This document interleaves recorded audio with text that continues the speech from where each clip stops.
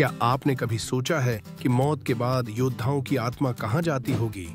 युद्ध भूमि पर गिरते हुए सैनिक, खून, चीखें और तलवारों की टकराहट, और तभी आसमान से उतरती हैं रहस्यमयी देवियां वाल्किरीज।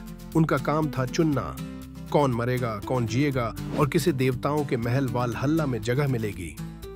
वाल्किरीज नॉर्स मिथकों की सबसे आकर्षक और डरावनी हस्तियां। वैल्किरिया का मतलब ही है जो मरे हुए का चुनाव करे। कहा जाता है कि ये देवता ओडिन की दूत थीं। लंबे बाल, चमकते कवच और घोड़ों पर सवार होकर ये युद्ध भूमि पर आती। लेकिन सवाल ये है, क्या वाल्किरीज सिर्फ मिथक थीं या कहीं उनके पीछे कोई असली परंपरा छिपी थी? नॉर्स योद्धाओं के लिए मौत का मतलब था सम्मान। वे मानते थे कि अगर कोई वीरता से लड़ते हुए मरे तो वाल्किरीज उसकी आत्मा को वालहल्ला ले जाती। वालहल्ला ओडिन का महान कक्ष, जहां योद्धा दिन भर लड़ाई की तैयारी करते और रात भर दावत उड़ाते। सोचिए, मौत के बाद भी जिंदगी का ये रूप कितना प्रेरक होगा किसी योद्धा के लिए। शायद यही वजह है कि नॉर्स योद्धा मौत से डरते नहीं थे। लेकिन एक दिलचस्प पहलू ये भी है कि वाल्किरीज सिर्फ मौत का चुनाव नहीं करती थीं। कई कहानियों में उन्हें इंसानों से प्रेम करते हुए भी दिखाया गया। कुछ योद्धाओं को उन्होंने वरदान दिया, कुछ को श्राप।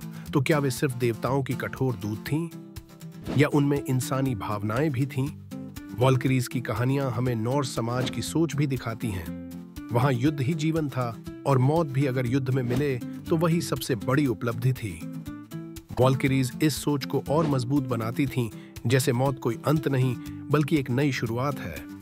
अब जरा सोचिए, अगर आप उस समय के योद्धा होते और युद्ध भूमि पर गिरते हुए आपको दिखे कि आसमान से एक चमकदार योद्धा देवी घोड़े पर सवार होकर आपकी ओर आ रही है, तो क्या आपको डर लगेगा या गर्व? वैज्ञानिक और इतिहासकार कहते हैं कि वाल्किरीज की कहानियां शायद असली शामन या योद्धा महिलाओं से जुड़ी हों। स्कैंडिनेवियन समाज में कई महिलाएं भी युद्ध में हिस्सा लेती थीं। उनकी बहादुरी ने धीरे धीरे उन्हें देवी का दर्जा दे दिया होगा और फिर वही कहानियों में वाल्किरीज बन गईं। लेकिन चाहे सच हो या मिथक, वाल्किरीज ने इंसानी कल्पना को हमेशा प्रभावित किया। आज भी फिल्मों, खेलों और कहानियों में उनका नाम लिया जाता है, क्योंकि वो सिर्फ देवता की दूत नहीं थीं, बल्कि एक प्रतीक थीं, सम्मान, कैपेसिटी, चुनाव और अमरता का। तो अगली बार जब आप वाल्किरीज का नाम सुने तो याद रखिए, ये सिर्फ मिथक नहीं, ये उस सोच की झलक है जहां मौत भी उत्सव थी और युद्ध भूमि सिर्फ अंत नहीं बल्कि नई शुरुआत का दरवाजा थी। अब मैं आपसे पूछता हूं, अगर आपको मौका मिले तो आप क्या चाहेंगे? एक साधारण मौत या वाल्किरीज की चुनी हुई अमरता? अपनी राय नीचे बताइए और अगर ये कहानी आपको रोमांचित करती है तो चैनल को सब्सक्राइब करना मत भूलिए।